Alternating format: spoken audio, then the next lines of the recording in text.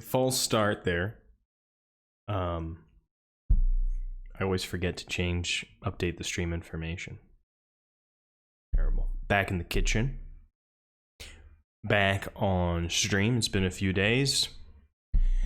And I thought that today, I'd start doing a new format because I've been thinking about how Twitch or streaming might best, what kind of format might best accommodate chat, live chat kind of feedback. And so I gave it some thought because we've been doing the close readings, and I think that's been okay. I think that's worked pretty well, and I've really enjoyed doing that, and I think I'll continue doing that. And I think that, and I've done a few other things. Did like a live watch of a debate. That wasn't so good. That was pretty bad.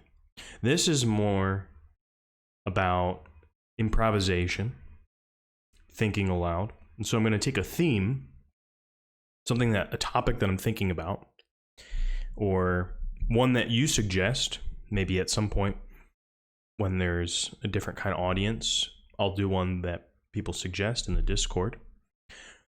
And then I'm going to kind of show you how I think about it in language in the document. And then we can talk about that together. So I'm calling this a mind walk.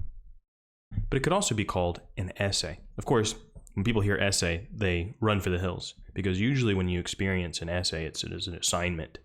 Some kind of 5-paragraph torture that you have to do in order to meet some requirement for some bad class that you're in or something. But if we remember the history of essay, the les essais were a work of major literature, still really amazing, by Michel Montaigne. And Montaigne's essays were something kind of like attempts, something that was a new format because it was kind of open to whatever. He writes at one point, I'm kind of tracing the progress of my humors. This is, of course, an old-timey view, but the idea of what's going on with me in the moment that I'm writing. And other things that I remember, all things that I think. His essays are really all over the place. He writes about any topic, monsters, love, money, phrases that he reads. It's all, and everything's in there. It's a giant, several volumes of essays that he wrote over his life. So this is, I'm not comparing myself to Montaigne at all. I'm just inspired by the openness of what he produces. And I think that one of the things that maybe you don't get a lot of online, or even if you go to the university and you do, is how do people think in language? You kind of read something you're told to read, and then people say, go think about it. Well, what does this thinking entail concretely? What are the practices of thinking? What are we doing when we're thinking? And so I'm not totally sure what it will be like. I have some ideas, but I want to make this something that's kind of open to view of how I'm thinking about. Today, the theme being mood. It's something that I'm writing about, something I'm thinking about a lot. And I'm going to start by just giving you some places where I hear the phrase mood. Let me make it bigger, the size, because it has to be visible to you. I don't like to write big fonts usually. Oh. What? Oh, there we go. Mood phrases. So, because where I really want to go and where I want to end up. Hey, what's up, Time Answer? Where am I from? I'm from the United States. I'm from just around Philadelphia, but right now I'm in Boston. Where are you from? Time Answer. But yeah, welcome to the stream. Hopefully you like it. This is kind of a weird channel if you're just coming to this for the first time. It's pretty early on, but I'm trying some stuff out here that's, I might play games at some point, but this is not a video game channel. This is like a thinking channel. So trying some stuff out. Today I'm trying to think about moods and what moods are. So one thing that I'm asking people if they come into the chat is to challenge or tell me whether you agree with the sentence that I'm coming up with. We're just getting started. If I go to the USA, where would you take me? Well, it really depends. What are you in the mood for? So that's one of the first phrases. In the mood, we say that. But I would say, where would I take you if I was to take you to one place in the United States? My guess is if you were coming to the United States, Master was taken. Master. Okay, Master. Got it. Time Master. Man, I'm definitely not a time master. I'm like a time peon or something. Time really has a lot of control over me. I don't feel like I master it. But thanks for the follow. Appreciate that.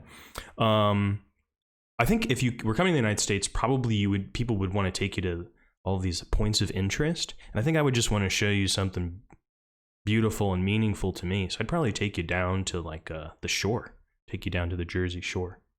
That's where I would take you. Not the Jersey Shore that you've maybe seen from reality television. Very different experience. What would be another good one? I really love New Orleans. Actually, if I was going to say one city you should visit, Narlands. Visit Narlands. It's, even if you just do the touristy things, you'll have a blast. That's the place to go. That's my answer. New Orleans. So, where are some places where we say a football game? Yeah.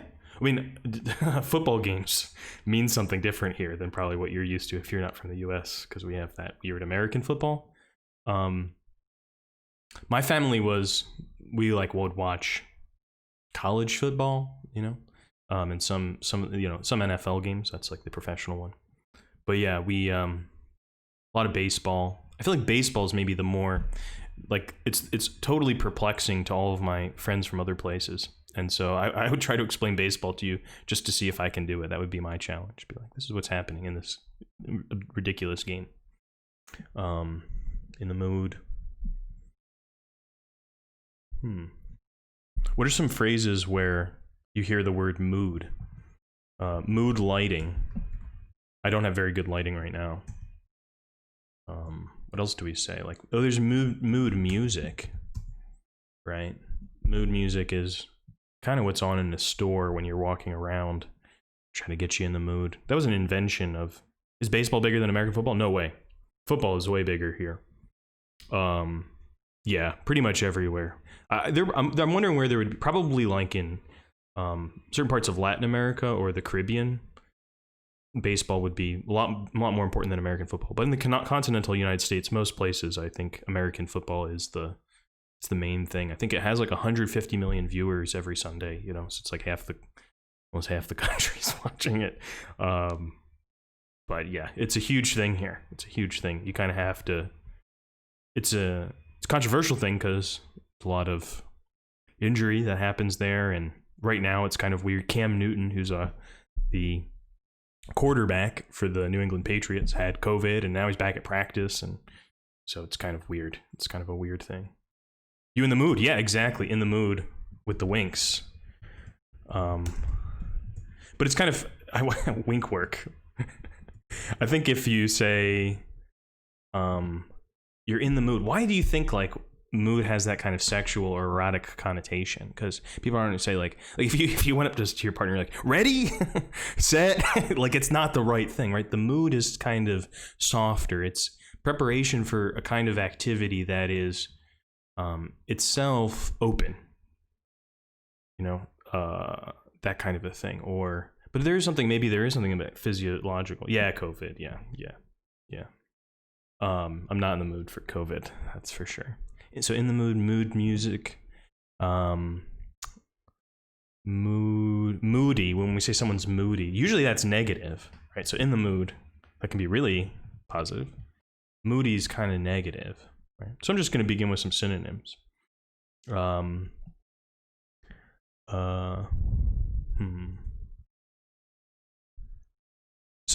there's this thing on like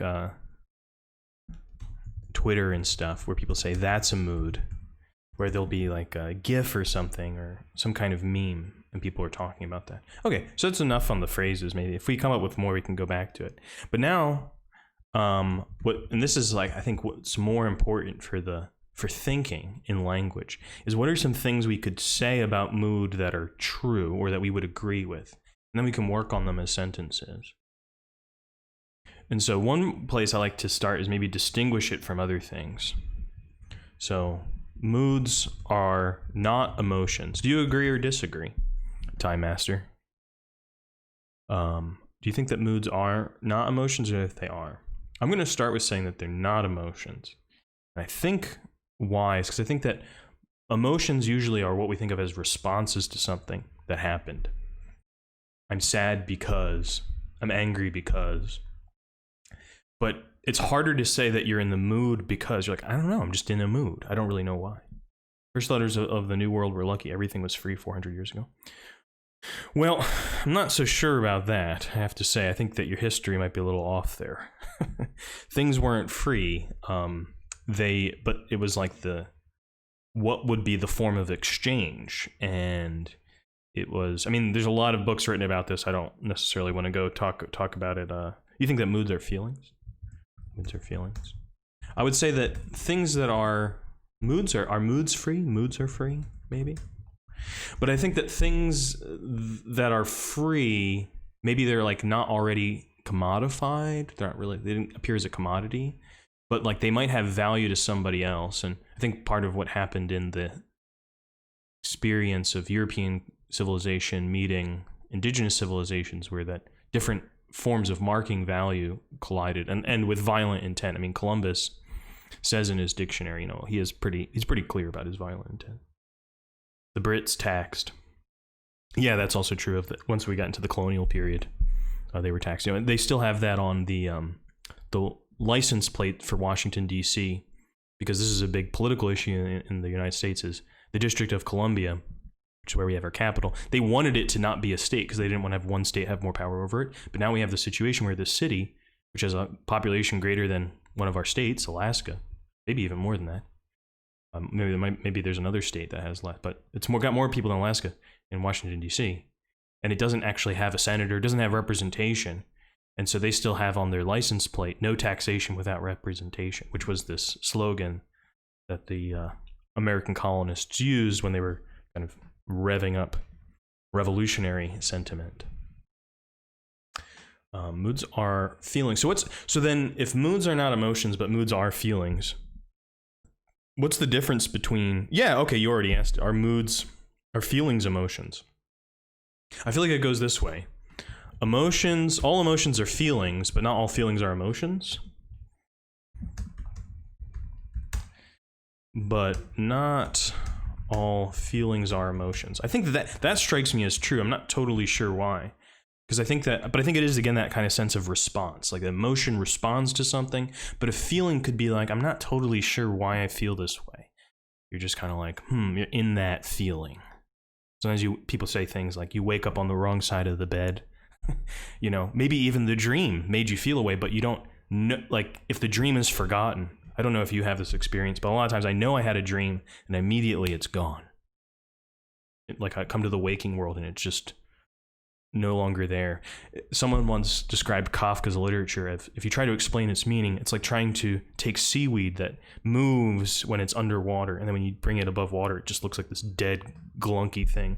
Dreams are kind of like that. It's like you have something in your hand, but you bring it into the waking world, and it's just this like weird thing. But you felt something in the dream. You had like a reason for feeling it, even though you couldn't ever explain it. Or maybe you could through some kind of like psychoanalysis or something. But I think that moods kind of are like that. Maybe that they have reasons, but they're not clear to us. So moods may have reasons not clear to us. We could say that. But yeah, so we have like feelings, emotions, mood. This is like a good thing to work with. I feel like I want to watch a movie. I'm in the mood of watching a movie. Yeah, we do say that, don't we? Like I feel like I'm in the mood. Let's go back up to this phrase and kind of put I feel like as being similar. It's a strange thing that English does there. I feel like, as if it's not I feel similar to. It's more liking as a preference. But it's, if you say I like to watch movies, it's like habitually you do. If you feel like doing something, it's like right now. So it's kind of being in a mood. So moods are kind of moods are present. So they're kind of like what's happening now. Whereas I feel like you don't tend to remember your moods in the same way. You're like, oh yeah, I was in a mood 4 days ago.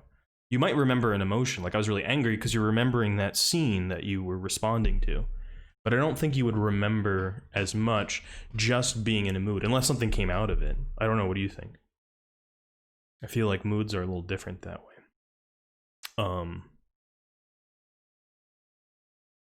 Things kind of change when you're in a mood. They start to look different. So, moods affect our perception of the world. I think that that's right. That seems right to me.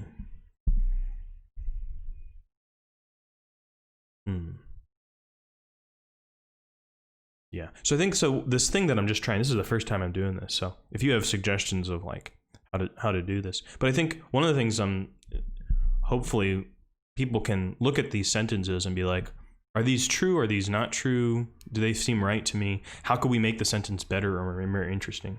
What brought the mood subject up? Well, I'm kind of like, I think about mood because of what I write about a lot, but it could really be on any subject. We could do this for any subject, but one personal reason why I'm thinking about mood is because I've had a lot of mood shifts lately. Like I've just had a lot of stuff going on, and thinking about mood as like, what really is it? So sometimes when things are happening to me that I don't understand, I try to think about it. And sometimes it makes me feel better. Sometimes it makes me feel worse, so I don't know. I am a teacher, yeah. I teach at Northeastern University, and I teach public speaking. So I started doing this Twitch stream during the pandemic. I wasn't really sure what I was doing. But then I started doing it for like stuff for my classes. And now I'm trying to think, I'm like, maybe the Twitch stream isn't best for the classes. Maybe it's best for me to like think about things with other people that I meet. And I've had some people come to the channel who pretty loyal, and like they kind of come back regularly, and they've started like, because they all have their own different views and experiences, changed how I've thought about things. And I found that to be really interesting. This is a form of communication where people kind of can come and go as they like, but people drop in their own thing, and I can kind of use that as material to think with. And I thought that was pretty cool. So I don't know, maybe this new format will help generate that more, because before I was like reading these like academic texts. Yeah, I do. I mean, they know that I do this, because some of them do follow this, and they might pop in or not, you know. It's kind of a weird time, 2:30. So usually I get people who are not in the United States, because people are like watching this after work or something, or, you know, but my students are like, they're still in class today or whatever. So I just don't teach today. So I thought I'd try this out and see how it works. But yeah, thanks for coming. I'm glad that you're here. So there's somebody else watching. There's a couple people here.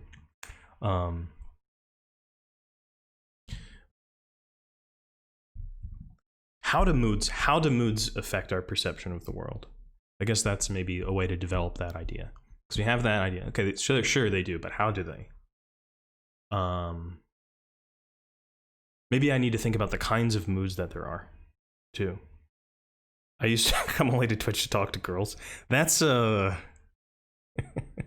it's an interesting dating strategy. No, but yeah, there are a lot of Twitch streamers that are quite popular and charismatic, and sometimes very pretty. So, yeah, I think that makes a lot of sense. I think that's part of the appeal of Twitch, is you get to see somebody and they don't get to see you, so you can just kind of be like eating Cheetos or whatever. And just be like, yeah, we're chatting. I think that's cool. I like Twitch. I'm coming to like Twitch a lot more once I realized it had more possibilities than I thought. Because I used to just like watch some like speed runs or something, you know, every once in a while. Now I'm like, oh, maybe there's more you could do with this thing. Maybe it's more powerful than we realize. We just have to kind of find new formats, more genres for it. What kind of moods are there? So let's maybe go back up and be like kinds. What kinds of mood are there?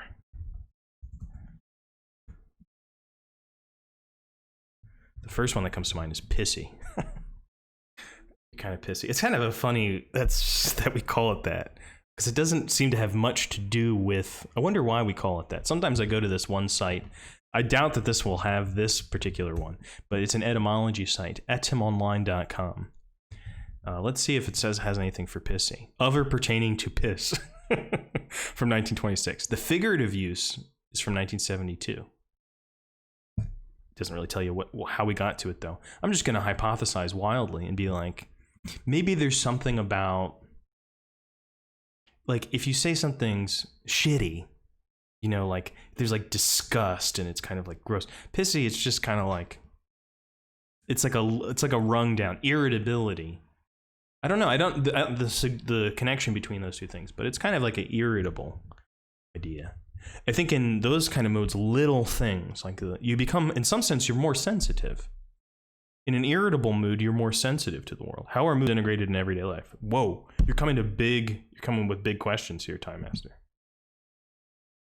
How are moods integrated in everyday life? I think that they kind of are everyday life, right? Can you not be in a mood? I'm going to put this down in our sentences. Maybe I should make these bold. And maybe I should like do it this way, where the new sentences come at the top. You cannot not be in a mood. I don't know. Maybe we won't agree with that if we think about it for a little bit longer. But right now it strikes me that maybe moods are kind of the not fully explicit mode of reception that we have towards things in everyday life. So what becomes important to you in any situation? Sometimes it's just from habit. I mean, habit and mood might be a thing to think about too, because habit has it's a lot about everydayness. But I think that being in a mood is not a response to like some like, you know, monumental event. Though right now, I mean, these with the coronavirus. Yeah. I mean, it might be wise, or it might be totally BS. I don't know. What do you think? I think sometimes we don't feel like, we only say we're in a mood because I think sometimes like people are involved in something. When you're identified with what you're doing, when you're like, I'm really doing this thing, you're not like, I'm in a mood, you're like, I'm in an activity. I'm involved in this thing. And so that because you've really received it, you're involved in it, you don't see it as a mood anymore. You see it as the thing. I think we feel like we're in a mood why it tends to have that more negative connotation is when it's a kind of, we're not identified, we're not fully active yet. And we're just seeing and reflecting upon things. It's that more reflective, not reflective necessarily in the sense of like, oh wow, just I'm not actively doing something. So maybe we're not always in a mood. Maybe not.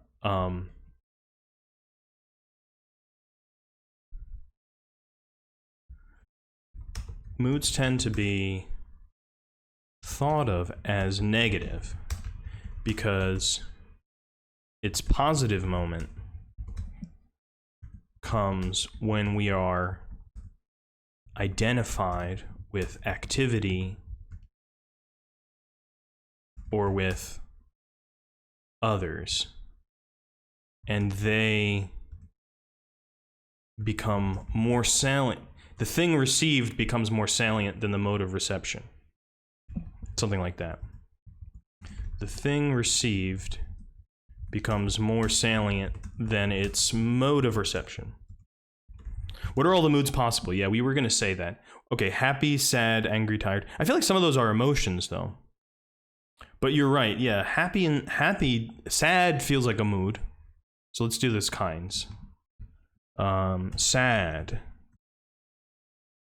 Tired is an interesting one because it's like there's a physiology to this too. There's a physiology. There's basically, I mean, I don't know if that explains what they are, but of course that's part of what makes it possible to be in a mood is you have certain hormonal changes through the day, diurnally, you know, from how your particular body is, all those things, what you're eating, if you're taking hormones, all these things will affect your mood.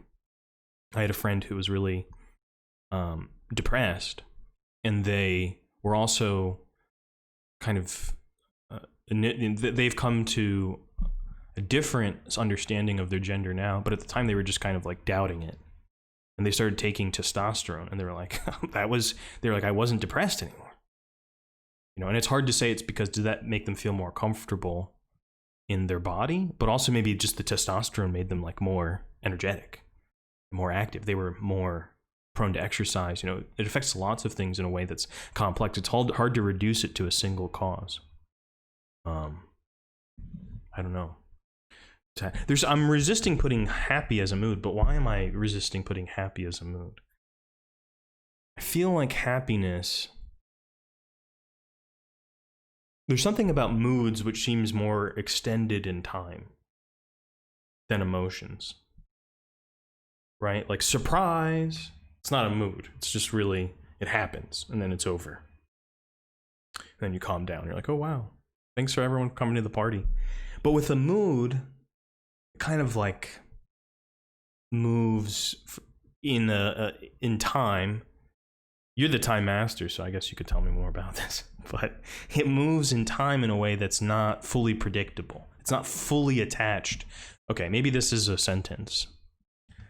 The movement of moods does not always follow the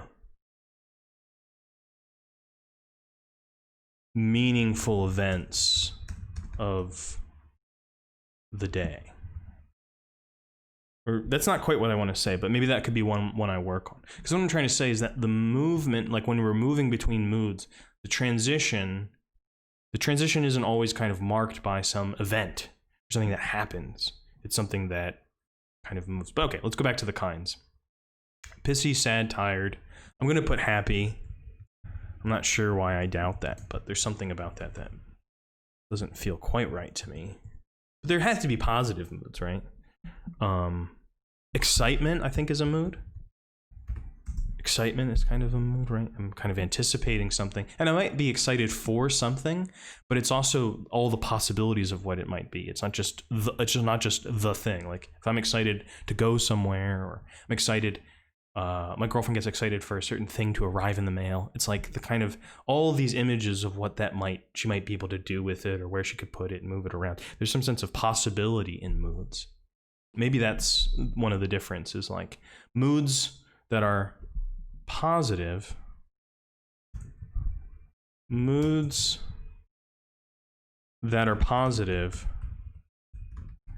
have possibility. I feel like with irritability, everything kind of starts to take on the same character. When I'm irritable, whether it's traffic or noise or the timing of my next meal, everything kind of is like, it's just another sour note. But when I'm happy or I'm excited, the distinctness of everything and its possibility the world becomes more colorful. Eager equals excited. Yeah, I think eagerness can be put in there. I don't really believe in synonyms. Sometimes I say this to my students. I'm like, synonyms don't exist. But I think that it's also sometimes useful to think in terms of synonyms. Be like, these terms are more similar. These terms are different for other uses. But maybe that's a stream for another time about synonyms. Yeah, I think that there's something to that. The distinctness of things emerges in moods, in receptive moods.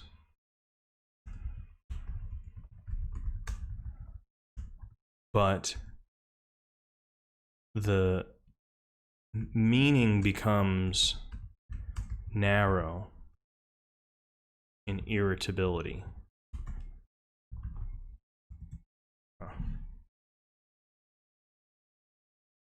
These sentences are pretty messy, and obviously they're first drafts, and we're making them right now. But it's worthy of a PhD. Oh, thank you. I mean, I do have a PhD, but let me tell you, it's not all it's cracked up to be. It doesn't mean as much as people think it does. But yeah, it could be cool. I think it's cool to have these kinds of. That's kind of what I want to do, is make people. One of the reasons I'm doing this Time Master kind of is for the purpose of education, not to educate people about moods. I mean, I don't know anything special about it. You know, we're kind of just figuring out together. But sometimes when, I don't know how you feel or what your experience is, people are like, oh, I just kind of staring at the blank screen. Or people immediately, if they have to write something or say something, they like go look something up. There's this kind of automatic process. Well, how can we just like think with language? What do we do? I'm trying to like, show a little bit of how I do that. It's not exactly the same as how I do it, because when I'm in my own head, things are a little more abbreviated. I'm not talking to somebody in a chat, but I don't know. I think it's maybe helpful to have some examples of what it might look like to improvise with thought. People get kind of stuck and anxious about that. Anxious, there you go. Anxious. That's a mood. Yeah. I mean, it does mean certain things. I mean, it depends on the field that you're in, and it does kind of qualify you to teach at a high level. But I think that it really depends. I think there's been a lot of different things that have changed the meaning of a PhD because of the changes to the university, and they've become more focused on less. The academic side of the university has changed considerably in the last, during my lifetime. Yeah. It used to mean, it stands for, Doctor of Philosophy. I mean, even that is kind of a weird idea. People are like, well, philosophy? That's not what I'm doing. But that was the original kind of way that university was organized around a very small set of disciplines. And then there were different kinds of philosophy, and things were organized under philosophy. Natural philosophy is what we would now probably call natural science. So things were a lot different when these things were being created. There was the German Research University of the 19th century, and lots of things, lots of history there. Worried, that's a good one. Yeah, I think worried is a little bit different than anxious. And worried is kind of like one of those things that's right on the cusp between emotion and anxiety. Because I feel like anxiety can really be totally amorphous. Like, I'm just anxious about going like people. It's like maybe so actually this is not true. Moods that are positive has possibility, because anxiety is all about possibility. So this sentence doesn't work. Because we just did, that's another thing. You have to come up with more examples. So you pushed me in a good direction, Time Master, when you're like, we need to come up with more of the types. Because I was going on and on about moods in general, and then I came up with things that weren't really true or didn't really work because I hadn't thought through how distinct these certain moods might be. But I feel like worried, you can be worried about something. Can you be anxious about something? Can you be anxious about something? I guess you can. We do say that, right? Like, I'm anxious about this. But I think that maybe is a different use than the term anxiety.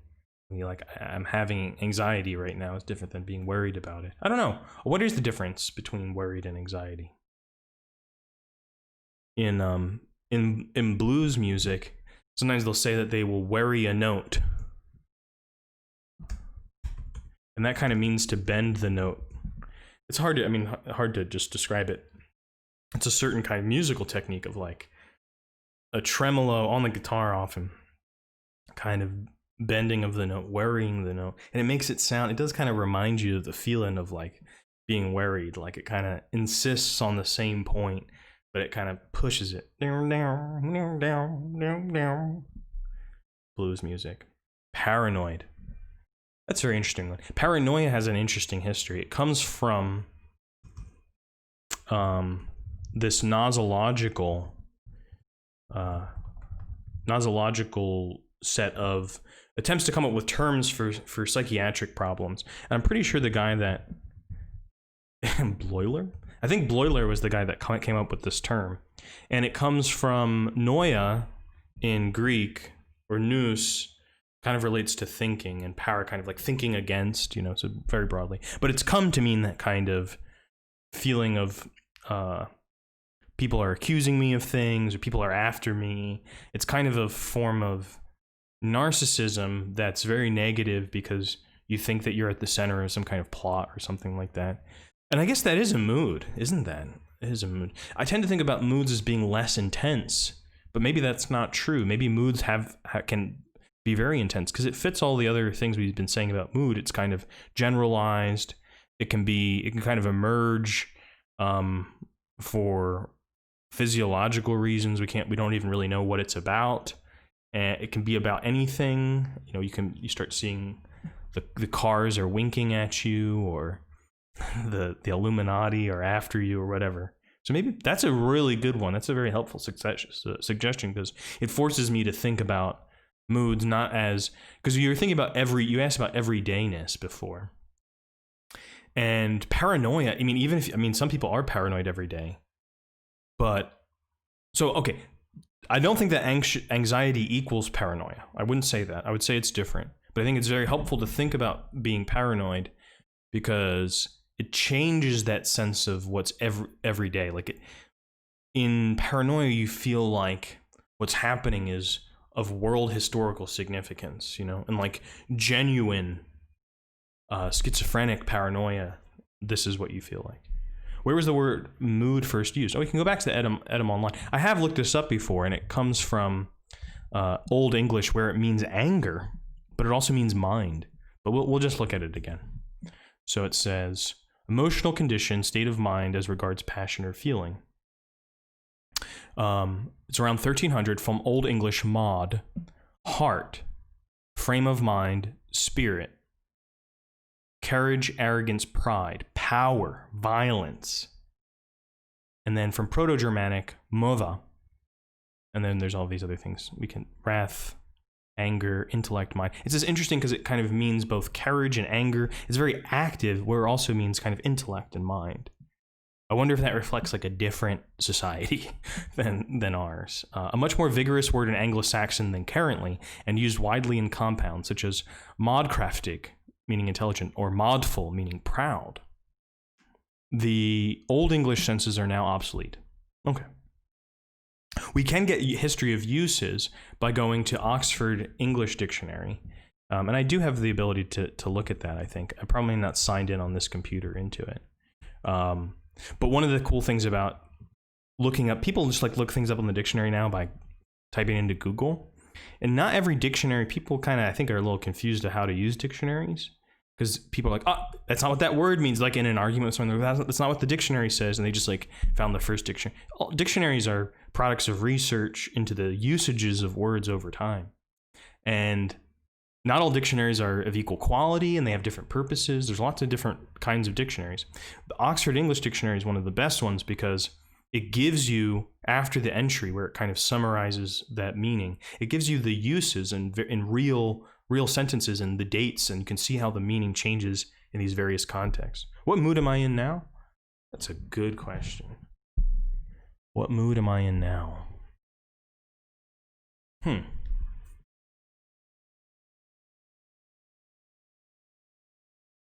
I think it's kind of that involved mood, because in response, I think I'm kind of excited. I'm kind of this is a new thing, trying something new. Meeting you for the first time. That's kind of interesting. But I'm anticipating something, but I'm not sure what it is. So it's kind of anticipatory and uncertain. But mood is maybe a hard one to have started this out on because it's so amorphous. It's so difficult to talk about. Maybe that's why it's good too. I don't know. In the mood of finding out what a mood is. Yeah, exactly. That is right. So let's go look at some of our sentences again. Moods that are positive. We said that this one doesn't really work. That's not quite right. Maybe we shouldn't delete it. Maybe I should just I'll put how do I do strike through on Google Docs? I don't remember the keystroke. Don't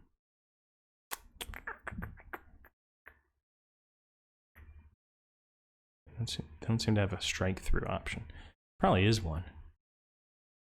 Should probably know this, but it's Alt-Shift-5. Okay, so just put a strike through the things that like provisionally don't work, but maybe we would find a reason to.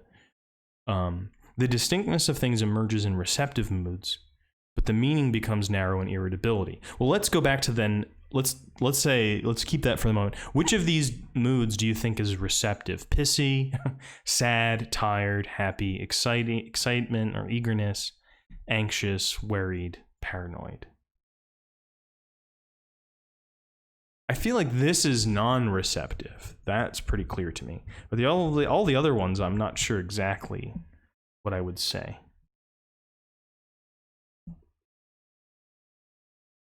I feel like the sadness is I hate how empty Canada is. Is that where you are? Are you in Canada?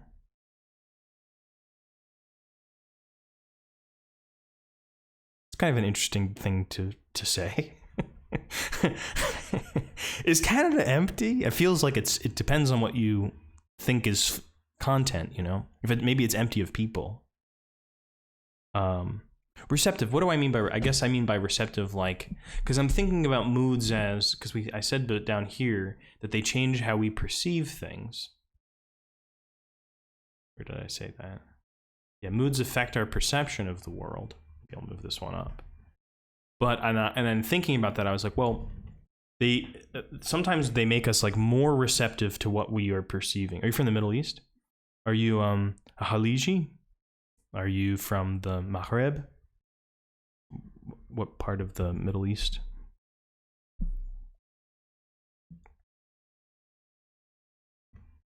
I'm trying to learn Arabic very slowly, but I have like, you know, I know a bunch of like weird dialectical phrases.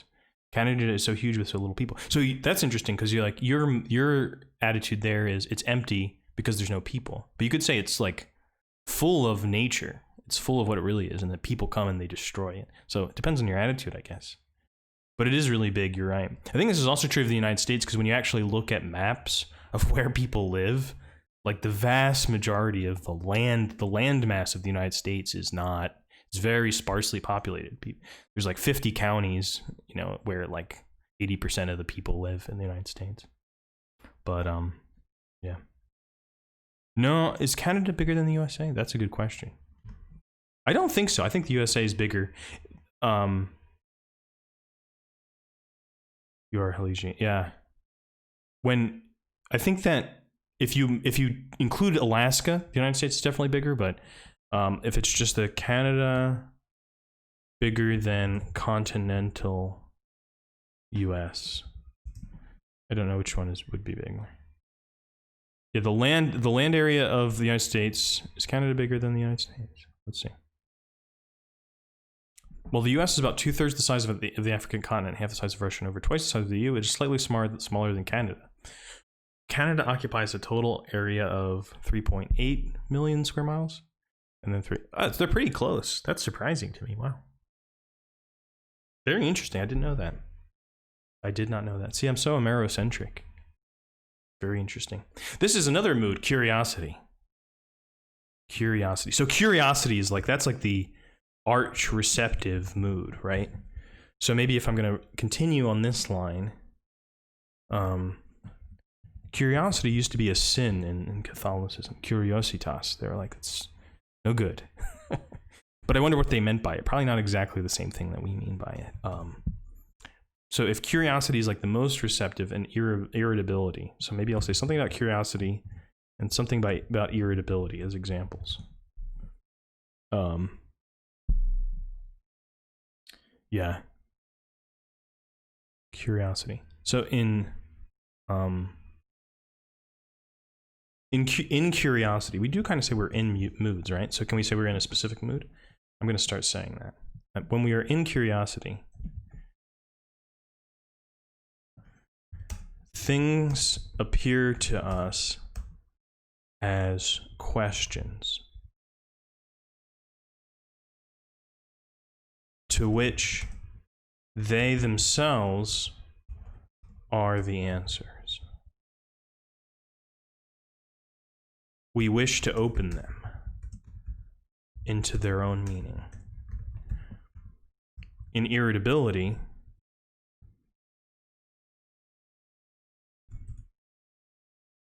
things appear as, I can make so many faces with letters and numbers. The ooh one I know, but I don't know what the other ones mean. This is good, like, see, I also learned this kind of stuff from doing Twitch, of being like, what are all these they would be interesting to try to match, okay, let's take some of these faces and try to match them to these moods. Okay, the WUW one, what mood is that? I can't even, what is it supposed to be? Are those eyes? Are the W's eyes? Man, I sound so old. WUW.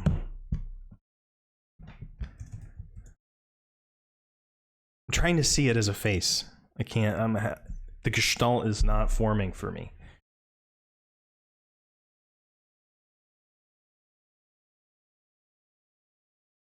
Time Master, you have to help me. I don't know what I don't know what these mean. All right, I'm gonna go out. Okay, OWO. That one I can kind of see. That one's kind of like shock, maybe, or they're gibberish faces. Well, let's try to make them into meaningful faces. What would this, if this was a face, what would it be describing? This is a good game. I like this game. Oh, I haven't used an X. O W. Oh, I did that one already. V U V. Not everything in the world makes sense. That's true, but I'm gonna try to take it as far as possible. I don't know. This one kind of looks like an owl to me, but I'm starting to see them as faces, and they do have some character to them once you begin to see them as faces. So this one's like admiration or like simping. This one, maybe it's like, this one's almost like disappointment. I could see it as disappointment, which is more of an emotion than a mood, yeah. It's like about something very clear, like I'm disappointed because, you know, and then I'm just kind of like, I guess you can kind of generally be disappointed in like the state of affairs, but even so. That means knocked out, yeah, that one I recognize, yeah. I like these other ones too. The V's, not sure what to do with the V's and the W's.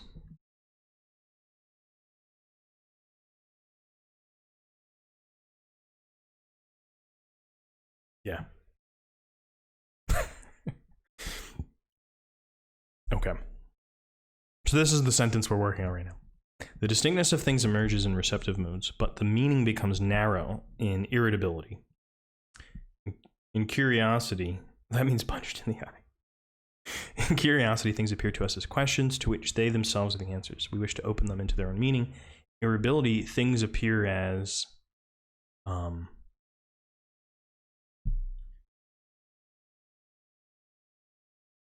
things appear only as sensations.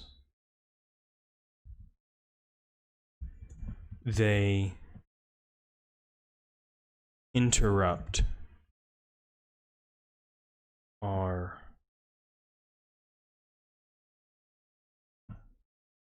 is pain a mood? Wow. That's a really good question. I'm just gonna write that as one of the sentences. Is pain a mood? Like that could be the essay that comes out of this. Is pain a mood? That's brilliant. It's a really good question.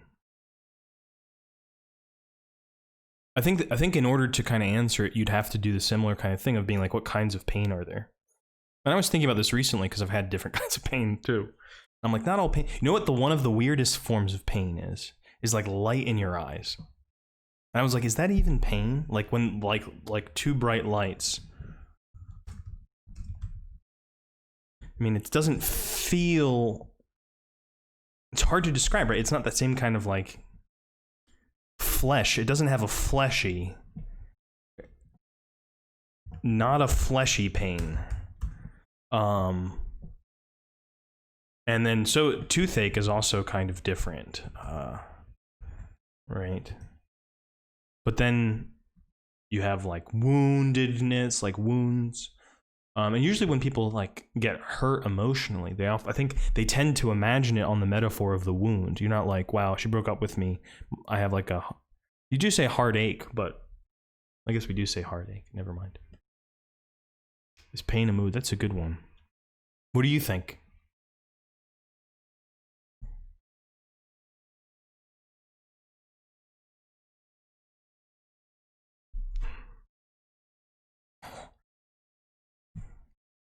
Yeah. I have to think about that. I guess that's what we're doing. There is the heat part. And that's like the fleshiest part of it, but it's more, I recently experienced this when driving. I had to like drive somewhere fast, and I just like turned a corner and the light was shown directly into my eyes, and I like couldn't stop it in time. And it just overwhelmed my vision. But I wasn't, like I couldn't look away because I was driving. Like normally you would just close your eyes, but I couldn't. And it wasn't so much that it like burnt.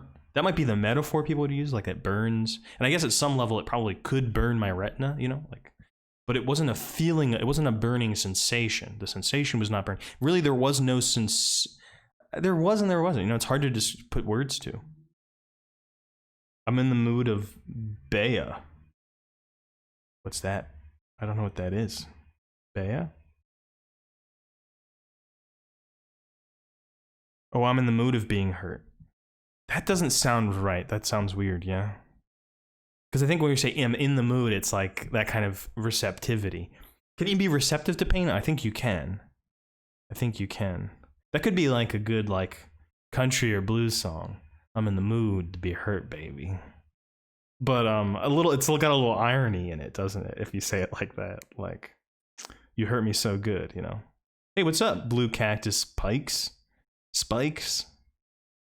Welcome to the stream. We're doing something kind of experimental here, which is just thinking about yeah, I like blue.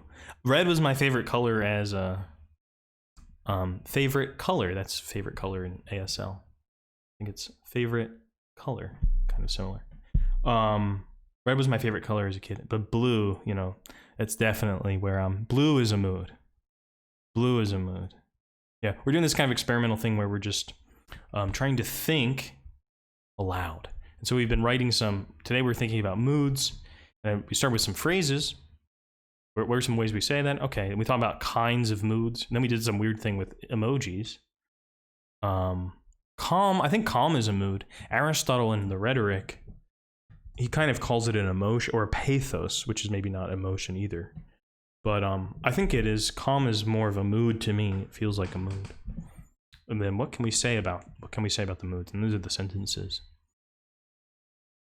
Let's think a little bit about irritability, if you don't mind. Yeah, colors and moods have some deep, weird connection, because it's kind of like you feel a certain. There's a great album I like. It's very strange. It's called. I'll just type it in here. I Send You This Cadmium Red. And it's it's a painter, John Christie, and an art critic, John Berger. I think it's Berger. And they just send each other colors, like pure colors, back and forth in the mail. And then they talk about them. And then this guy, Gavin Bryars, put some music behind it. And it's just two dudes talking about colors, you know? It's kind of weird, but they say some beautiful things about, like, how do colors make you feel about things? Yeah, red doesn't have that sense of, like, danger, of alertness, and some of that is cultural. Some of it is conventional meaning. But it's weird with color because, and there's some reason that English teachers are always kind of obsessed with, or, you know, literature teachers in any language, I feel like, get obsessed with kind of color symbolism as like the way of like the deeper meaning and stuff. I don't think that's quite right. I think that what's interesting in color is that we relate to it both at the level of a quality that kind of sets us in a mood that's not really about anything in particular, but it can also be like highly conventionalized symbolic meanings, that it can work at multiple levels. Yeah, it does feel more urgent, doesn't it?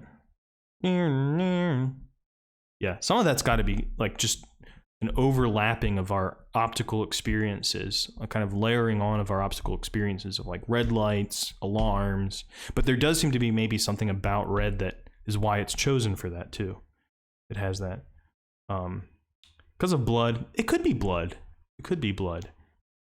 But some cultures like look at blood and they're like, not danger, they see blood as like life, you know? So it's kind of vital too.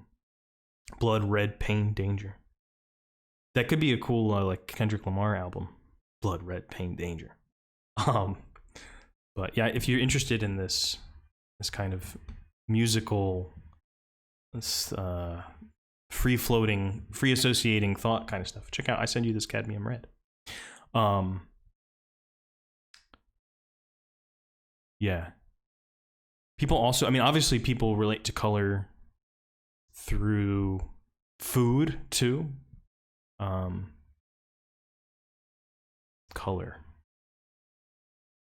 is a deep part of mood, isn't it? I wonder how, one of the things, there's Diderot, who was a French philosopher. He wrote a letter on the blind, and it's important for a couple of reasons. One is because it was one of the first kind of European documents, not the first, but one of the early document saying you could educate blind people, and that senses kind of like go together. But he talks about a blind man who's, people like say that he'll never experience the color red, and he's like, but actually you ask the guy, and you ask the blind man, well, what is red like? And he's like, oh, it's kind of like a trumpet. Because he hears how people talk about it, and he associates it with something as an experience. He's like, it's like a trumpet. And I'm like, that seems kind of right to me. So I think the guy did know something about red, you know? And that synesthetic experience of relating everything together, these senses together, I think that's the more genuine experience of sense. The idea that we have 5 senses, well, that's nonsense. We have way more than 5 senses. How about balance? How about a sense of balance? How about a sense of like, you know, everyone with COVID now is losing their sense of smell and also the sense of taste because they can't, these go together, you know? So I feel like sense is always kind of blended. Homer was blind. Yeah. Homer was blind. I think that's like a legend. It's a legend. I don't think Homer was an individual, personally. I believe in Vico's theory. Jean-Baptiste Vico, he's one of the first people to say Homer was a tradition of like many different people that were linking stories together. And they were saying, you know, these are the poems of Homer. But, and there was some empirical studies done that seemed to prove that in the 20th century, both through analysis of the text, but also comparing that to like these Serbian poets who were still around doing like oral poetry, and they had analyzed like the textual variations between the Serbian poets and Homer, and they're like, yeah, this points to the fact that this was composed in speech and in song over a long period of time, not by one individual, but it was at some point written down and compiled into papyrus or whatever on. So you know, it's an interesting question about. We a lot of times things get attributed to individuals in ancient texts because it's like a way to understand it, and also sometimes a way to advertise it. Be like, yeah, this was written by Aristotle, because that's gonna sell better, you know. So they had like a market too. That's a little bit of a different thing than like it's Homer, because Homer like becomes the author of the Iliad and the Odyssey and the other epics. Wow, we're really kind of. We like took a detour there, but that's cool. That's kind of what I like about this way of thinking. It might lead you in completely unexpected places. Yeah. Okay, I'm gonna go back to the sentence. Would you agree with this? In irritability, things appear only as sensations, or not only, maybe primarily. I'm gonna change that. I tend to not like sentences that make absolute claims, because I'm like, that doesn't seem right, you know. It feels off. So sometimes I'll make one and then I have to revise it and make it fit better, a little bit better. But I do think there's something about irritability. What was the original topic? Good question. So what I'm doing is this kind of mind walk but today, as you can see up here, it's on mood. So these streams will be on some topic, and if you join the Discord, you can join the Discord. I think it should be on the Twitch channel. It's also on the YouTube channel. This will appear later on YouTube, also called Rhetoric Prof. And but if you join the Discord and you're like, oh, maybe you could do a mind walk on this topic that you're interested in, and I'll try it out. All fights in the world are for food. That's an interesting hypothesis.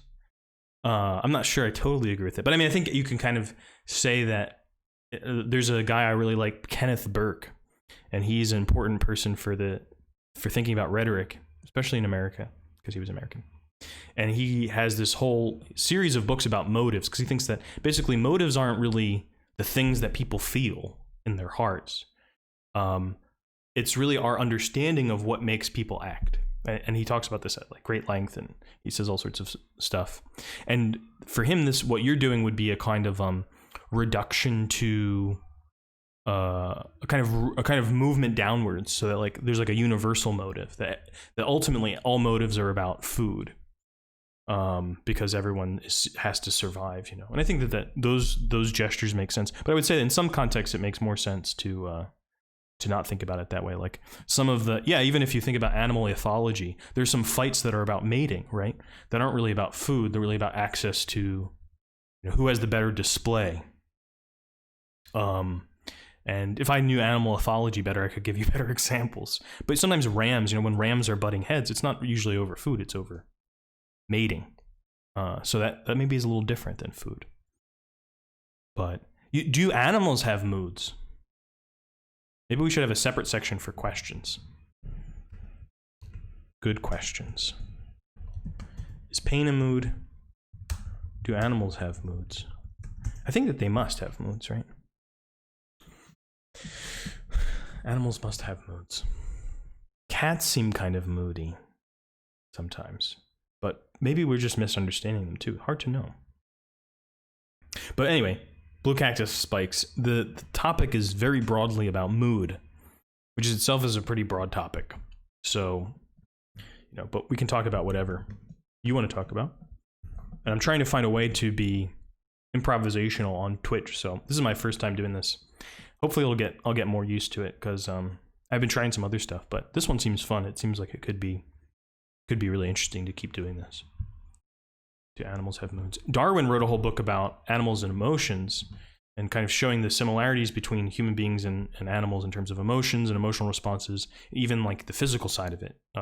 Cats arching their backs versus, and he talks about how like the physical response of arching its back, or often physical responses are the inversion of some other response. So they kind of become part of animal communication in that way, of like the arching of the back is, well, you can go read the Darwin. I don't want to get it wrong on stream, but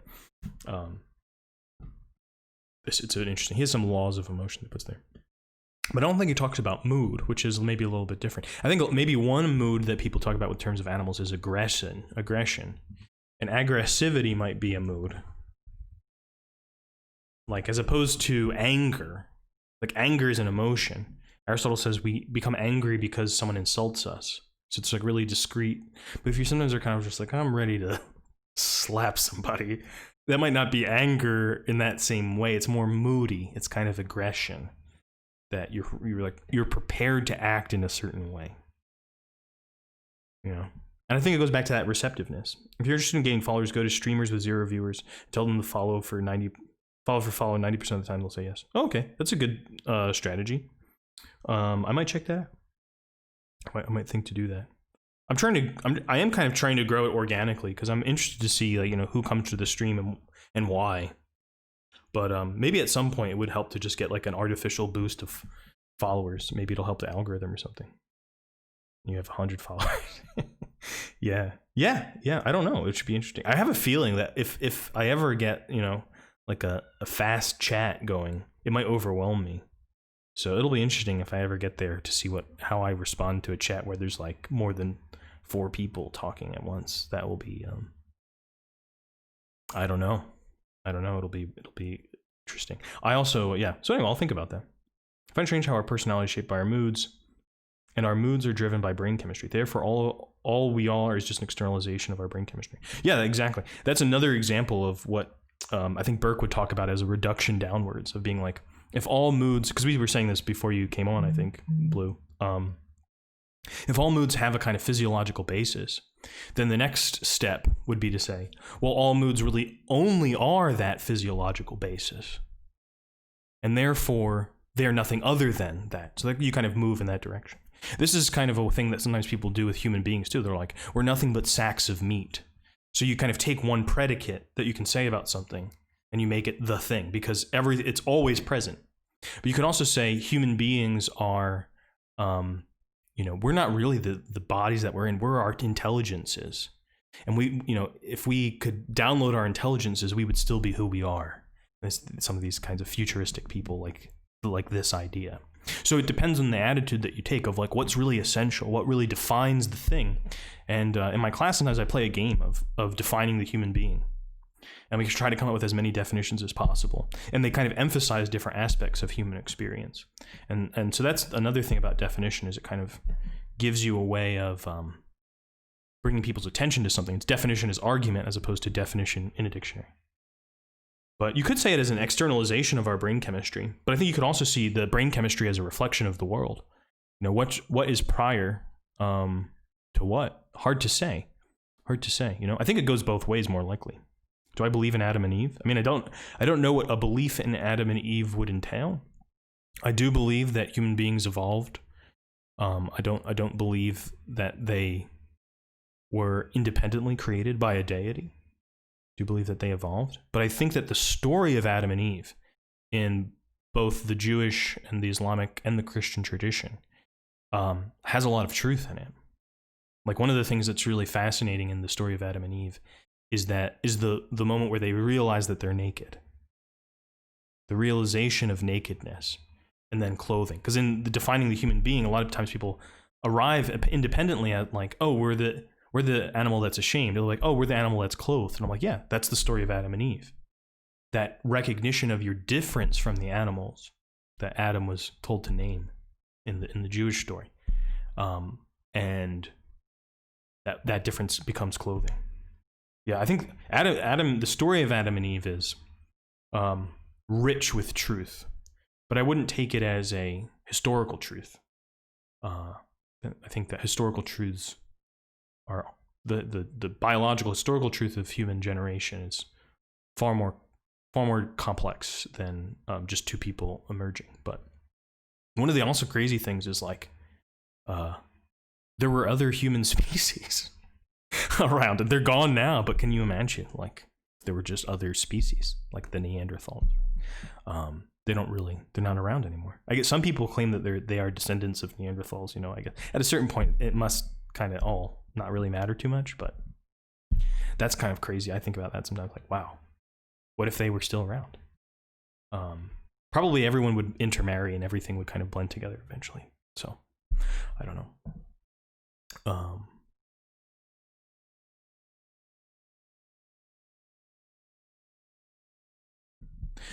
They interrupt, in irritability, they interrupt the meaning of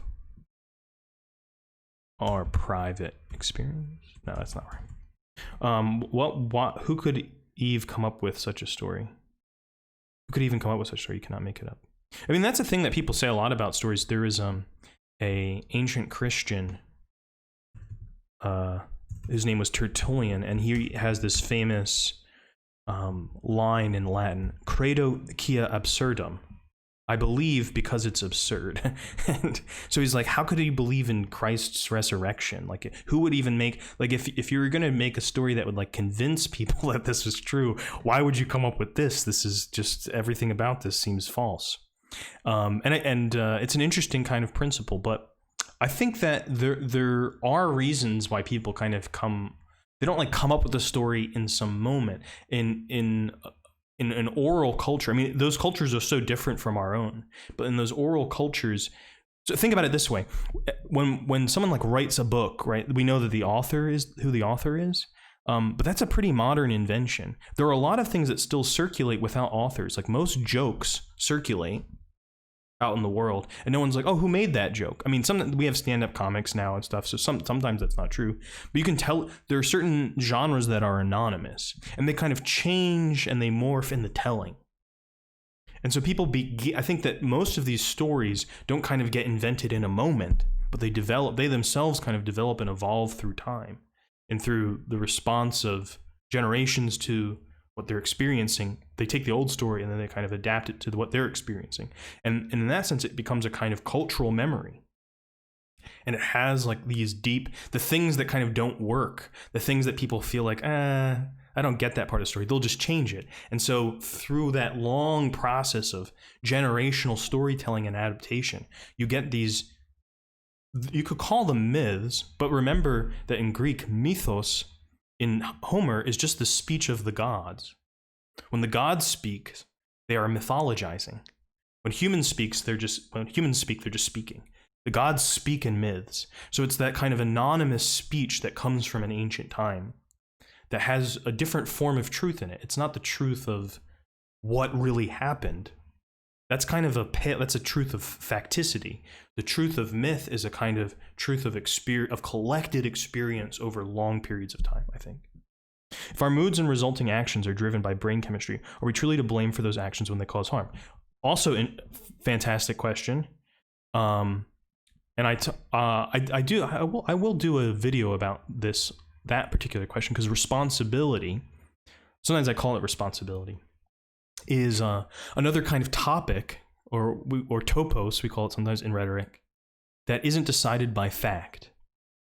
And when we talk about this in class, I usually use another ancient example of the javelin thrower. So this ancient example, a guy throws a javelin, a guy walks across the javelin yard, he gets stuck and he dies. And so I just say, who's responsible? And you can give your ideas in the chat if you want. And I think initially people say, okay, well, the guy who threw the javelin's responsible, obviously. But then some people say, wait a minute. What about the guy? That guy shouldn't have walked across. It wasn't his fault. How could he see that? And then people are like, well, maybe the person that was keeping the grounds should have had a rope up to prevent that from happening. So they're responsible. And we begin to see that responsibility is not just about the cause of what happens, but what should have happened. It's even like a negative action, what doesn't happen. So I think trying to totally associate cause and responsibility doesn't really totally work. But I think if you see brain chemistry as causal, of course it's going to kind of start to diminish the responsibility that you're going to attribute to the individuals. Be like, oh, they're not in control of their chemistry. But on the other hand, we kind of are in control of our chemistry, aren't we? In some ways, based on what we eat, what we put in our bodies. We are kind of, environmentally, if there's lead in the water, people become more violent. So we have a social responsibility to lower the lead levels. So I think it depends on how you frame, at what scope and at what direction, and what kind of story you tell about that form of responsibility. Personally, I don't think that brain chemistry is the ultimate causal factor of all human behavior. I don't think it really makes sense. I think ultimately that kind of becomes an absurd position to have, though I understand why people have it. 3 different religions are able to agree on the same myth of Adam and Eve. Well, it's not exactly the same in all 3 different religions, the way that it gets understood in the Talmud versus how it's understood by St. Augustine versus how it's understood, it's a different story in the Quran. They're all variations, but yeah, they were all kind of working from the same cultural resources, and they kind of all emerged in the same place. So I don't know if it's that strange, but I think sometimes people get like, when they have these deep similarities in folklore, even in cultures that never contacted each other, people kind of come up with a hypothesis of be like, oh, they must have contacted each other, or aliens gave them the stories. But I think it's more like people used to study folklore and realize that the kind of practices of culture that you have in an ancient civilization somehow lead people to similar questions and to not identical, but similar stories, because the experiences of people aren't universally the same, but maybe have similarities that lead them in a certain direction. I don't know. I think we have a moral override to our chemistry, which we have a responsibility to be in control of. That's one theory. That was the theory of Duns Scotus, who was like, and in that tradition of thinking, the will, voluntas, kind of sits over top action. Sits over top the passions and all these other things. They didn't know too much about the brain chemistry. They thought it was the humors or whatever.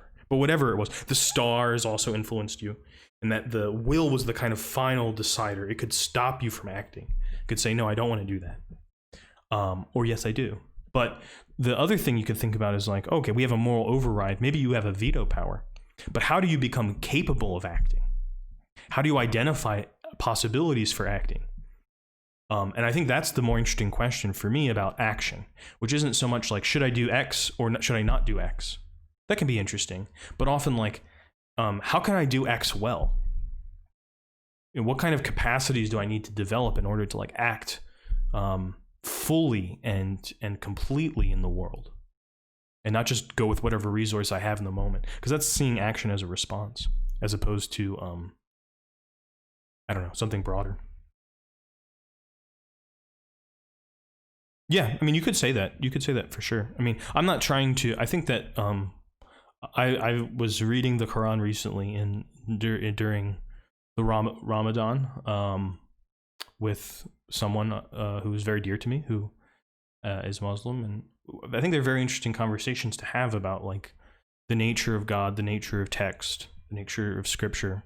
But I think that sometimes people feel like, whether people are coming from, whether they're like militant atheists coming from a scientific point of view, or very religious people, I think sometimes we get into a blocked level because we think that truth is fact. But Muhammad Ali said, the facts are the shadow of truth. And he said a nice thing about God. He said, God is the soul of truth. So I kind of like that. That for me works. But I think people are kind of like a little bit too certain about truth, what it is. He also says, the face of truth is open.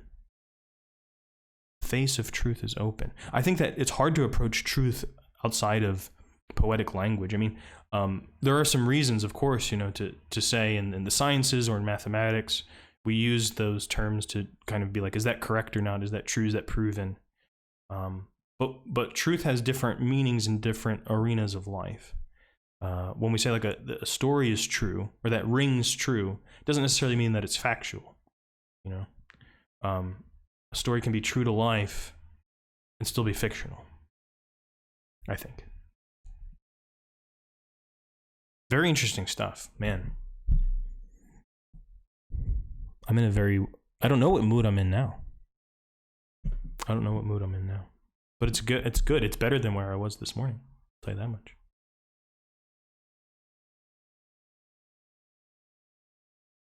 So I think we've walked from mood to truth in our minds, our collective mind, and kind of myth, mood and myth. I wonder if there's any connection between those. Mood does seem something like mostly personal, but maybe there's like a collective level of mood too. Or even like a cultural one. Like, is there like a moods that are distinct in different cultures? I don't know. And can moods be true and false? Maybe that's an interesting question. Maybe that's the more interesting question. Can your mood be false? I don't know about that. To me, it seems like moods just are kind of there, but maybe that's wrong. What is your favorite mood to be in?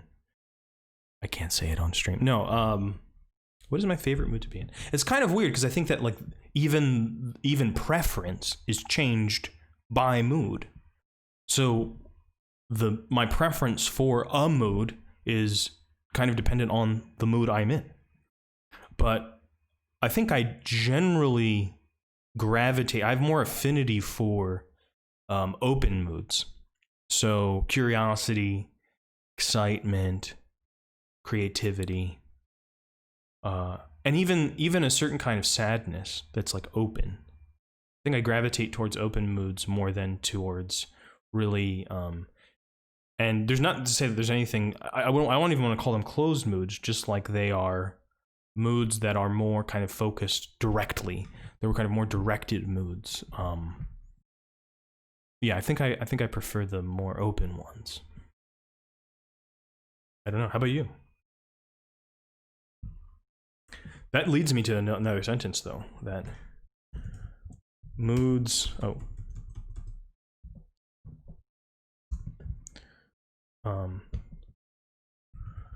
Do I want to say that moods contain preferences? That they shape preferences? They affect preferences? I'm not sure what word to choose there yet. But if I just think about those three choices, moods shape. I kind of like this. This seems like the more extreme version of the statement. Moods contain preferences. That doesn't seem quite right, but I'm going to keep it for now. Kind of like how ziggurats and pyramids are the same as the civilization. Yeah, exactly, yeah. And so, like, of course, there's the guy on the History Channel who's like, oh, because the similarity if there's a similarity, they must have known the same thing, and so it came from aliens. It had to come from a civilization that's above us. I don't think that that's a good form of argument, though. I mean, I think it's more likely that they arrived at similar structures because of architectural principles, because of highly hierarchical societies, and that the pyramid is something that you can build with You know, you just like, let's take these things and keep going higher, but you can't just go straight up. You know, at a certain point that becomes, it's not something you can do. So it's kind of emerges practically out of the, maybe not trial and error. I don't want to imagine it's just like totally like they tried every shape and they were, but like in the practice of building, in their intuitions and practical limitations that lead people to various but similar monumental forms of architecture. So I don't know. Yeah, see, to me, that I don't think that needs like you don't need to introduce aliens in order to explain that. I think it's kind of, I don't want to say self-evident, but I don't think it's that surprising, honestly. That there are similarities in cultures, because like, I'll be like, oh wow, everyone figured out how to plant seeds. And when they developed agriculture, it must have been the aliens. It's like, no, people observed things. I mean, ancient people weren't stupid. And this people have this view of ancient people as being like, you know, so brutish and boorish that any achievement that they have must have like come from some other place. It's like, no, they had complex cultures, and they observed what we observe, and in fact, they probably observed certain things more closely. They just didn't have advanced science. They maybe didn't have writing systems, so they just didn't have all of the same ways of observing and seeing things. But they probably were more attentive to vegetable life than I am. Like, they could probably identify more different types of plants than I could in an ancient agricultural society. I kind of have to see what it says on the sign in the grocery store. It's like, oh, is this parsley? Yeah. So I don't think it's that surprising, personally. Somebody else says, this leads me back, that emotions are hypotheses about situations. I wonder what moods would be, because like the surprise that you have, where you're like, oh wow, those are all the same, and then you kind of come up with a rule being like, how do I make it less surprising?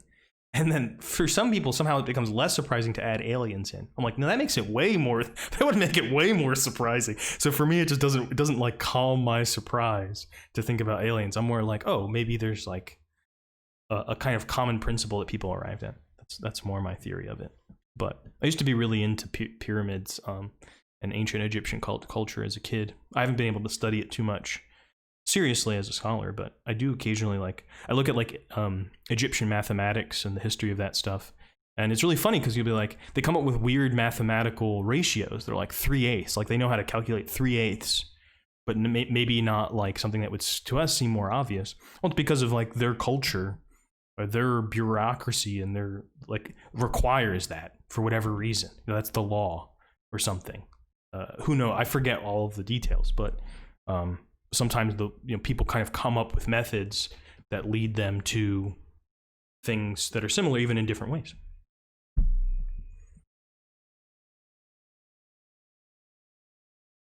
What's up, Rain? What's up? Rain's a long time loyal stream follower. Thanks for coming. We're talking about moods, Rain. What mood are you in? We're really talking about aliens and pyramids right now, but the stream is about moods, and we have some sentences here that and some questions. Maybe you could answer some of these questions for us. Do animals have moods? Is pain a mood? I wonder what would be the best way to display all of this, because it gets too long, and then I can kind of roll through it maybe a little bit more frequently to kind of show you some of the things we've been thinking together. You're very tired. Yeah, you always come when you're in class. I think moods create preferences. We have moods create preferences. I hadn't thought of that possibility. That's a good one. Moods create preferences. Where was that? The top.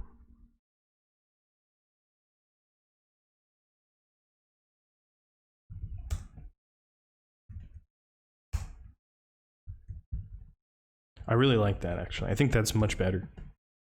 I prefer X food to Y food, but I think moods create and shape those, like music, for example. Yeah.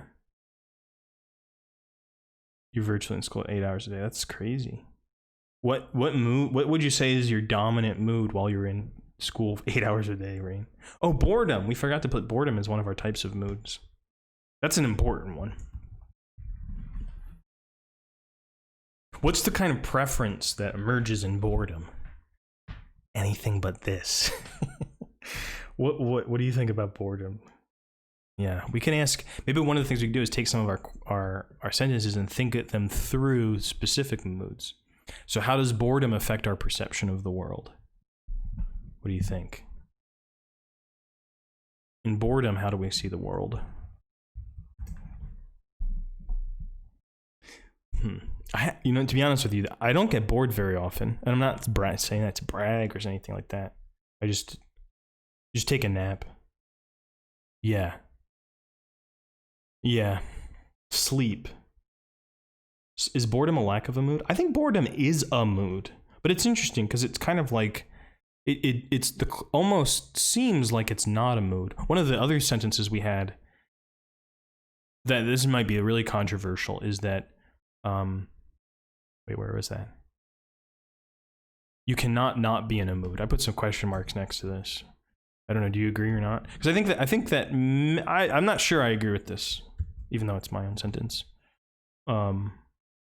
Sleep is weird. Like, sleep is not a mood, right? Sleep is a physiological state, but you do have feelings while you dream. I wonder if they ever amount to moods. I'm not sure. Yeah, it's been going for almost an hour and a half. Pretty good today. This is a new format. We got some new viewers here. I'm kind of liking it. It's kind of all over the place. It's a little chaotic, but I think it's maybe better for Twitch. If I'm competing with all the Among Us players, I can't just be doing long readings of esoteric text all the time. Sometimes when I feel bored, I'm not feeling much of anything else. Yeah, it is kind of like a lowering of... It's almost like boredom is the sensation of sensibility.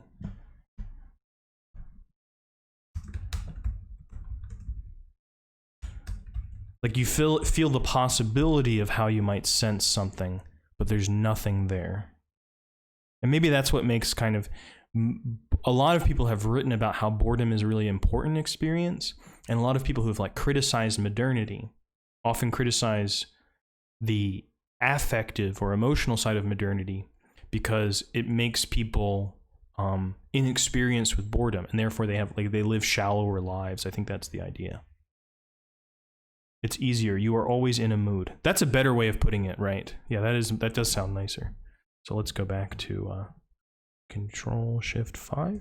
Was that it?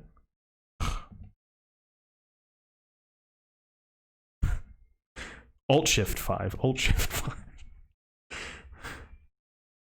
Yeah, the double negative isn't very lovely. It can sometimes be used as an effective rhetorical thing, but in different languages it works better or not, In English it kind of does seem ugly, I think. You are always in a mood. Don't say that to your significant other, though.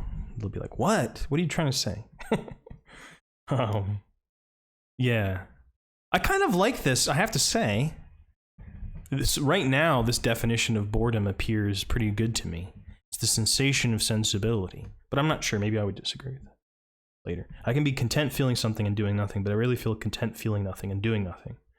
I can be content feeling something and doing nothing, but I rarely feel content feeling nothing and doing nothing. Right. It's almost like when you feel nothing, nothingness becomes this object, like the possibility of feeling something. That's kind of what I'm getting at with this definition. The possibility of feeling something starts to kind of nag at you because you're not feeling very much. You're just kind of in that potential state. It would be so funny if you're an imposter and you just kill someone in front of everyone, or if you kill me randomly, you're like, what? Is this an Among Us thing? Oh yeah, the imposter thing, right? Yeah, I think I told you, Rain, that I play Town of Salem, which is pretty much the same thing, but it's not nearly as possible. She would break up. Yeah, this is an insight for me about boredom, though. I'm glad, for me, this might be the thing I take away from the stream as, the most interesting idea so far. I mean, we've said lots of interesting, but about moods on this sheet of paper. And that does make me feel like boredom might be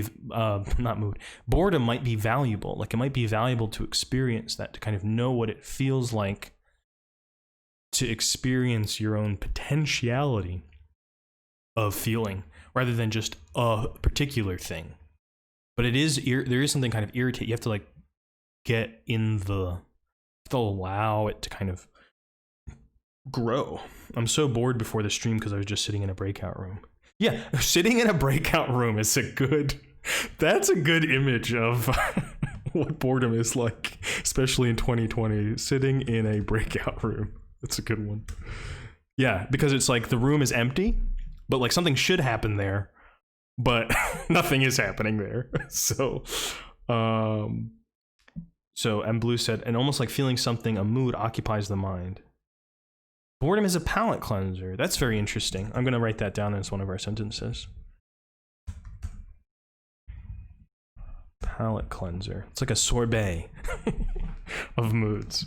That's interesting because it kind of prepares you. Maybe one of the things that boredom, the value of boredom is it kind of prepares you to better sense mood. Because if mood is our way of being receptive to the world, we're not always very receptive to mood because like, that's weird. Aristotle has all these weird problems. He's like, why can't we see vision? Why can't we hear hearing? You know, this is like a big problem we wouldn't ever think of this question. I think we'd be like, well, obviously, because it's not how it works biologically. But he didn't know all of that, right? So, and I think the question might be interesting. Like, why don't we feel feelings? I guess we do feel feelings, don't we? Or why don't we have moods about moods? Maybe we do, and maybe boredom is the kind of meta mood. The mood about moods. This whole stream is just trying to understand the human being and his or her moods. Yeah, basically it is. Basically it is, yeah. I would say that, I mean, in some ways, philosophy has kind of dominated people's thinking about, and religion in a different way. But I think usually philosophy and rhetoric are posed as rivals. And rivalries can be good. They can be healthy. They can kind of make you better. But I think that philosophy has kind of dominated people's vision of what a discourse on what it means to be a human being is like. And I think this is kind of a shame because rhetoric might be a more open kind of discourse on what it is to be a human being that would allow human beings to be different from one another and still to kind of have these reflective questions. To be honest, on these streams, I have no idea what's going on. I'm just talking. I've kind of figured that out, Rain. Rain, you're kind of like the wild card. You're kind of the chaos element. You sometimes come in here and you just say anything. And it keeps me on my toes. I like it. Blue says, exactly. After strong emotions, then less strong ones will be almost unnoticeable. So we may need to reset to allow us to appreciate the more subtle moods in life. Yeah, for sure. This like makes me kind of free associating. It makes me think of like going to Japan. I was in Japan for about 3 weeks some years ago. And one of the cities, Nagoya, they were like, we have very bold flavors. But pretty much everywhere else, they were like, we have very subtle flavors. And I love Japanese food. It's great. And I think with the subtle flavors of certain cuisines, especially coming from America, it actually like took me a while to taste everything. Because I had been like used to my American diet and my grad school diet, which was very unhealthy most of the time, like lots of high sugar, high fat, high salt. And so I needed some time to actually adjust my sensation. Kind of like when you see in the dark, you know, your eyes, literally the proteins need to break down, certain proteins need to break down to allow you to see in the dark a little bit better. You need that time to adjust. Did you know on Roblox, that kids game, you can make real money? I feel like there's lots of games where you can make real money in different ways. People have been making real money out of games, like in World of Warcraft, and all sorts of places. Anytime the game has like skins or anything that can be traded, or even accounts, people will like beef up accounts and then sell their accounts. So the commodification of gaming, it's rarely right there at the beginning. But yeah, it is kind of crazy that people are making money off of these things. I wonder how many people are doing that. My guess is it's like a very small number of people making real money. The kind of mood that you get in when you're playing like a phone game, that's like a modern version of boredom, right? Because you're fully active. You're playing Temple Runner or Roblox or whatever. And you're bored, but you're not experiencing your boredom. Because you're like active. You're like kind of like in this kind of constant flow of adjusting your Temple Runner guy or whatever, or your Angry Bird. And I wonder if like the phone game or just the phone in general really shapes a lot of our moods. And maybe that's the part of mood that we've been thinking about brain chemistry and like feeling, but maybe moods are also partly objective, and that things like phones All right, let's make it a sentence. Moods are partly objective in that objects and environments give them conditions of possibility. Beat Gordon Ramsay. Oh, I have cooking class virtually. I have been doing a lot of cooking recently. That's how I've been addressing my negative moods. I made bread. I made jam. I made a really nice blue cheese sauce the other night to go with some steak. Shawarma tonight, making some shawarma. You know, so I've been doing lots and lots of extra cooking. Donkey. Yeah, is that from the F word? I like Gordon Ramsay. I like the Hell's Kitchen. Or not Hell's Kitchen. Kitchen Nightmares. That's my favorite Gordon Ramsay thing. But he's got like 8,000 different shows and Hotel Nightmares and YouTube stuff. He's all over the place. But I've like seen every Kitchen Nightmares episode probably a couple times. You look just like Kylie Jenner. Who are you saying that to? I look like Kylie Jenner? Are you trolling me? What are you talking about? I definitely do not look like Kylie Jenner. I know what Kylie Jenner looks like. I do not look like Kylie Jenner. What are you talking about, Rain? It's so weird. I don't know. What do you think about this? Moods are partly objective? I don't know. Like, because it's like your mood isn't about your phone. Because we said emotions are about things. Unlike emotions that take objects, moods move around objective conditions or something like that. I don't know. The nose, the lip, the hair, the chin. Chin? All right. See, this is the chaos element, everybody. Let's look at a picture of Kylie Jenner. I guess I should be flattered. She's very, very pretty. I don't know, folks. I don't really see it. Yeah, very much a troll. Very much a troll. But a very friendly one. A very friendly one. Yeah. I don't know. I don't think I'd like to look like this, but yeah, she's very pretty, obviously. This is she's very famous for being pretty. I guess. You know the Kardashians kind of came to fame first. They first emerged into the public eye in the O.J. Simpson trial. And this is before Rain was born. So Rain doesn't know what I'm talking about. Probably. Rain, do you know what the O.J. Simpson trial is?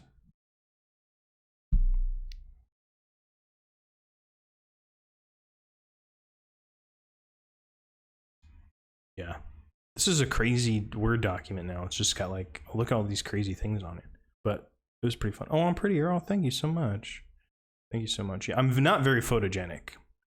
However, so that was also what made me not really want to do streaming at first. I really don't like looking at pictures of myself. But one of the things I learned about streaming is I don't have to look at myself.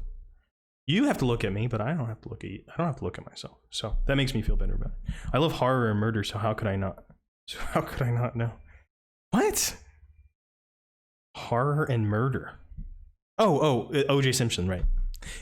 Yeah. Well, yes. Yeah. So that's where they first became onto the public eye. I forget exactly why. I guess Bruce Jenner was the lawyer or something. I forget how they were connected. But they were young girls and they were there at no, Bruce Jenner was an Olympic athlete. I don't know. Yeah, O.J. Simpson trial, I think, is probably more important than people realize in kind of transforming the media landscape. I think it kind of made a lot of what reality television is about today possible, because people realize, like, if you just put a certain number of culturally significant things together in the same room, it'll become meaningful to certain publics, and you can just edit it and make it whatever it is. And I think people saw dollar signs here, which is kind of gross, but I think it's like the ultimate culmination of the O.J. Simpson trial is the Kardashians and their empire. Yeah, Kim's sex tape, but I think that it had been long in the making, you know, and the mom was pretty involved in getting that out there, despite people pretending it was a leak or something. It wasn't, you know, it was a PR move. But yeah, that's part of it too. Anyway, I don't want to talk about the Kardashians. Everybody else talks about them. They are a mood, though. They definitely are. I read a good piece about the Kardashians, and one of the things the guy said was the Kardashians are like supremely calm, like maybe medicinally calm, and he thought that this kind of reflected the mood of like a change in reality TV from this kind of like frenetic kind of television to this drama that kind of happens where there's even when people get angry or upset with each other, even when there are breaks, it's all kind of flat. And there's something about that which is kind of like the phone game in this kind of wasteland, the vast wasteland of television, as someone famously once called it. Maybe it's not a wasteland. Maybe it's more like but it is kind of like a sea of feeling where you can kind of just turn on the television and let it roll. And it's not so much like segments of time, because it becomes more like a mood. The television's just on in the background, and people fall asleep to YouTube or television, and nobody really wants that discrete episodic structure anymore. Television has become more like a mood machine, I think, more than especially reality television, than some kind of episodic structure. Though, you know, there's lots of TV like that too.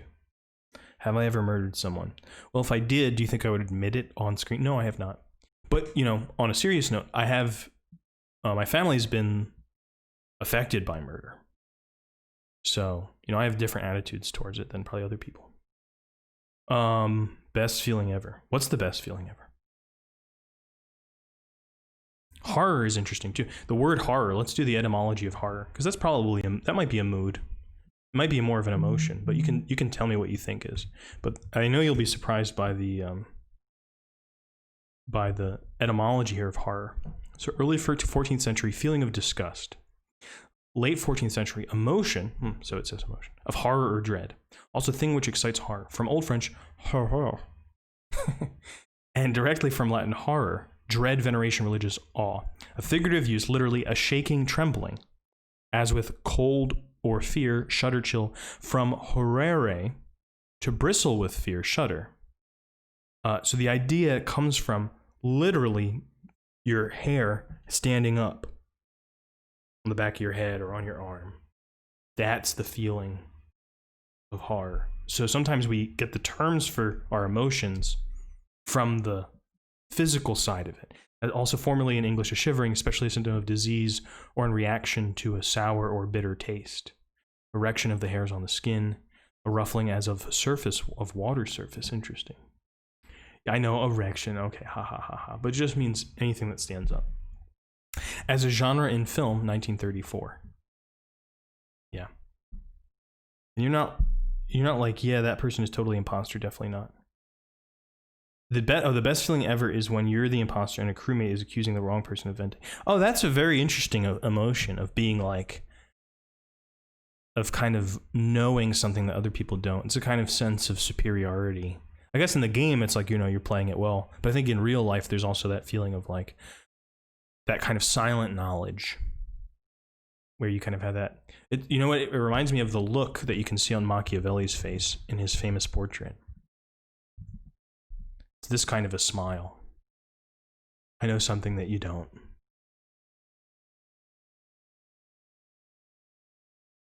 You see this?